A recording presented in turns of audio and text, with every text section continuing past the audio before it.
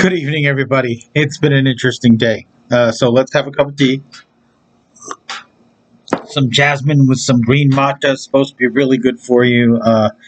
Anyway, I want to talk about one of the people that inspired me growing up in the martial arts, and it's the late Joe Lewis, the late Grandmaster Joe Lewis, the late world champion Joe Lewis, the late point fighting champion Joe Lewis, a man who started karate around 1965 and won in point karate all through the 60s, then in the 70s and a little bit of the 80s.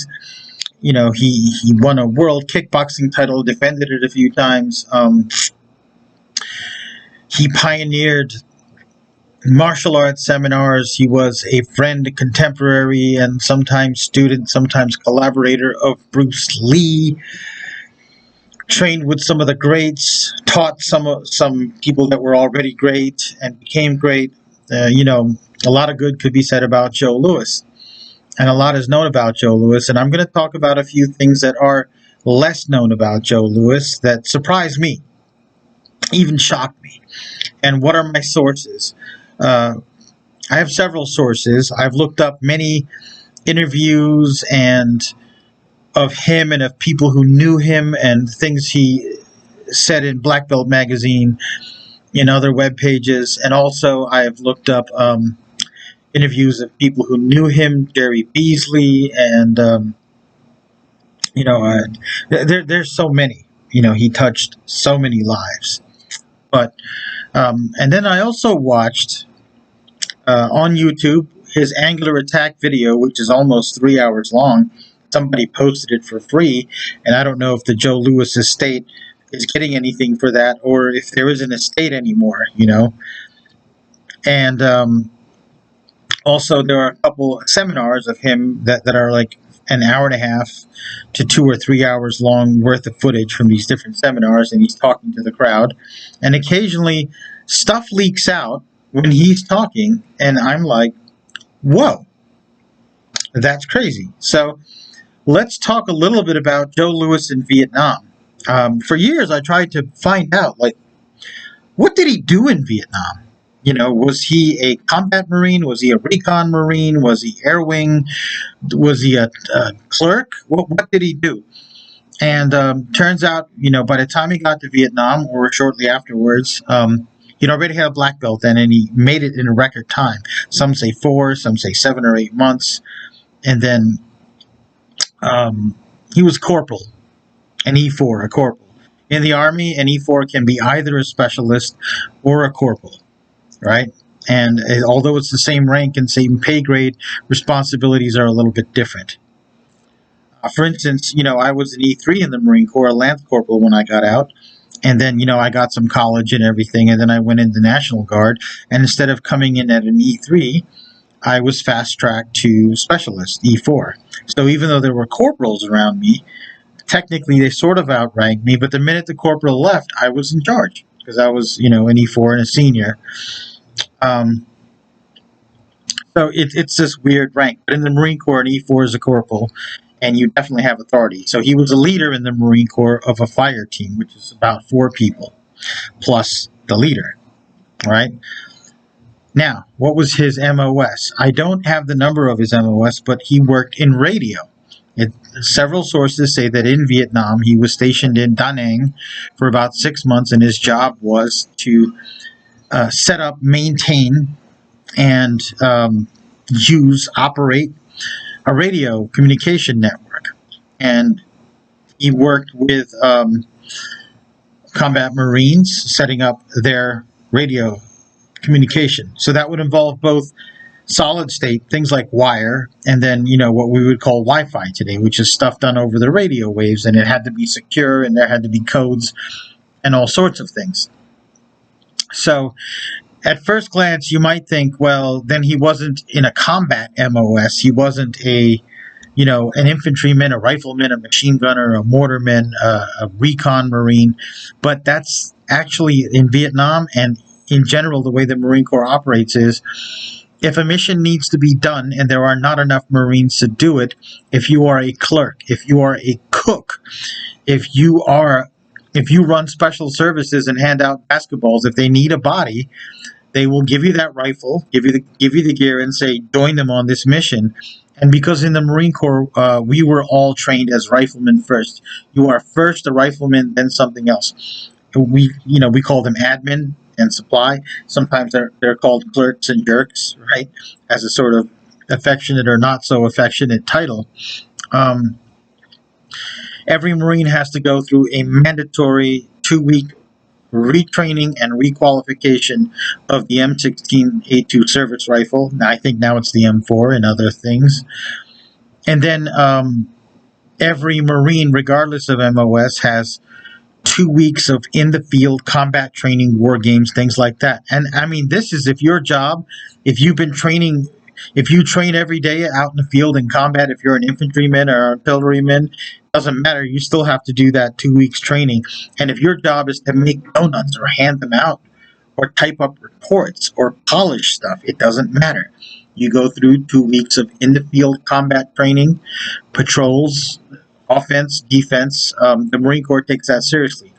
So I do not doubt that at Da Nang, where the Marines were stationed, that he did not go out on some missions. Talks sometimes like someone who has seen things he'd rather not have seen, and possibly done things he'd rather not have done. So let's talk about some of that. First of all, in several interviews, okay, where he's talking to either a panel of people, either he's sitting at a desk and being interviewed by someone, or he's standing in front of a seminar that he's teaching. He says, I don't like guns. I don't want anything to do with guns. I don't want anything to do with knives. I don't even train with sticks. I don't own anything that could hurt anybody. This is a man who, laid into his opponents. I mean, he was brutal. There's footage of him breaking David Moon's ribs with a reverse punch, right? I mean, he would break people's ribs with side kicks. He would manhandle people. If you watch the match he had, exhibition match, I think it was in 97 or 94 or something.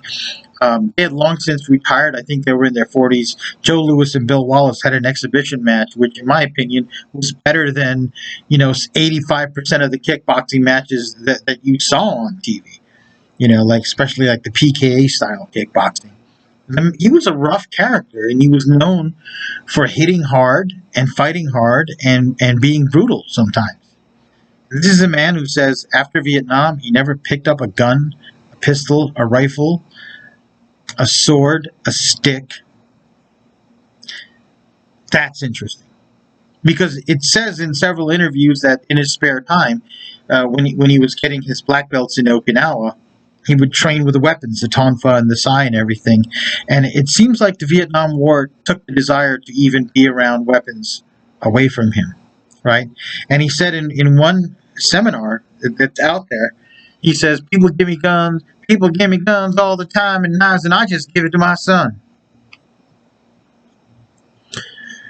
This makes me think that he saw things in Vietnam that made him think.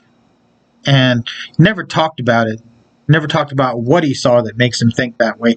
Because his father was a university professor. He grew up in North Carolina. I think they also had farmland. He did farming. He did manual labor. He grew up around, those types of people. He played football. He did gymnastics. He lifted weights. And, but yet, after the Marine Corps, he didn't stay in the Marine Corps. He didn't re-enlist. I think he's the type. When you think Marine, he seems like that type and would have, probably done a fantastic career in the Marine Corps if he survived more in Vietnam. But he decided he was getting out. He did what he did, became very famous, very good at what he did movies, but never, ever wanted to touch a weapon. I empathize. That actually makes me identify with him more, because when I got out of the Marine Corps, I didn't take it to that extreme, but I'm like, I did my war. I did the Cold War, Desert Shield, Desert Storm. I was activated for Panama. By the time they got a plane locked on for us, it was over, right? And I saw things in the military, both during peacetime and, during wartime. And I'm like, I understand the need for the military, and I see some good and bad people. I see some good and bad things. But I didn't get into the gun culture like a lot of Marines do. And I kept a pistol. That's a sidearm. It's a self-defense weapon. I never wanted anything like an AR-15, for example. It's based on a weapon of war, and even moving here to Missouri, I got myself a 22, and it is only very recently, like in the last couple of weeks, that I bought an AR-15 type rifle because, guys, it's 2021. It's just a wacky year, and it's just an insurance policy. But I actually feel bad that I have to get it. I feel the need to get it. All right, I feel like you know, sidearms are one thing, hunting weapons are one thing. An AR-15 is something developed from something designed to only kill people, and it is like any other self-defense modality. I'd rather have it and not need it, and I never want to use it in anger. But there it is. The other thing about Joe Lewis is he said that being in the Marine Corps gave him a problem with orders, taking orders. And again, this makes me tend to think he saw things there that he didn't necessarily love, whether it was about the military or the Marine Corps in general or about the situation in Vietnam. It looks like there was a bit of trauma associated with it for him, and it affected his decisions for the rest of his life. And if you look at the kind of people he hung out with martial artists all of his life, and he was great friends with Bruce Lee during the period when they were friends. And, he socialized with a lot of non-white people. Maybe you'd even call him woke. Not necessarily anti-gun, but definitely not pro-gun ownership for himself. A couple other things that Joe Lewis has said in his seminar footage. He said that he has felt energy transfer and healing energy. He says you can move your energy from one person to another, but only for healing. It's no use in combat. You got to have the strength, the speed. But I have felt it for healing, and I have felt it. And I'm like, wow, like he admitted or believed in or affirmed the existence of chi or ki or prana. That's interesting. You would never get that from any of his writings, right? I found that fascinating about Joe Lewis. Another thing was he said in one of his later videos when he's like kind of really obese and dying from cancer, and they had him on steroids, and that caused the weight gain. He even said, "Guys, I only have a few months left to live," and he's over there, kind of an award ceremony, and he talked about Aristotle and how he visited Aristotle's grave every year. I had no idea that he loved that philosopher. And, he talked about his admiration for the great philosophers, the great Greek philosophers, and how much he emulated their thought. And you realize that Joe Lewis wasn't just a big dumb musclehead or knucklehead, that he thought about things. I found that extremely fascinating. There is one videotape I had of his, I think it was his self-defense series, where he talks about, in Vietnam, talked about attacking the eyes. He says, in Vietnam, that's what we do sometimes. We would knock out the guards in the CP and in the sentry tower and kill them, and then we could take the whole enemy base. And I'm like, wow, like he doesn't talk about it like someone who is talking about something theoretical. He talks about the topic like someone who had to participate, and wasn't the way he talks about it is very calm and rational, like not super proud and not super ashamed, sort of like it's something he had to do, but maybe he doesn't want to do it again. Also, if he was a radio operator, believe it or not, he may have more kills than anybody in the platoon, because in the radio you do something called call for fire. You locate the enemy position, and then you call in the coordinates, and they drop artillery on it, artillery shells and aircraft. And, you can bomb 20, 30 miles square foot of things. You can drop napalm on it. So even though he may have just operated, behind a radio, he may have unleashed horrific firepower on the enemy that he faced. And again, he wasn't ashamed of what he did. He appears not to be overly proud of what he did. He did what he did, and it looks like he didn't want to do it anymore, right? He was like, I did it, served my country, did my time. honorably discharged. I'm going back to North Carolina. I'm going back. He also said in one of his interviews that he was so secretive about his training that he didn't tell his family for about 2 or 3 months that he even got a black belt in karate. After he got it, like none of his family knew about it because of the secrecy of the mentality of secrecy back then in Okinawa, right? So again, I found that fascinating. Um, I also didn't know that aside from Joey Arbio, who was his boxing instructor and a friend of Bruce Lee's, and some people say Joey Arbio taught Bruce Lee some boxing. Um, he also trained with Sugar Ray Robinson, which is just incredible. Just incredible. So Joe Lewis, truly a pioneer of not just American karate, but American kickboxing, of multidisciplined combat sports in the United States. Um, of course, movies, of course, his association with Bruce Lee, but he did have some interesting beliefs, right? He had his whole military background, his belief in his affirmation that there was a sort of spiritual energy, um, his admiration and practice of classical, you would even call it very liberal Greek intellectual philosophy, right?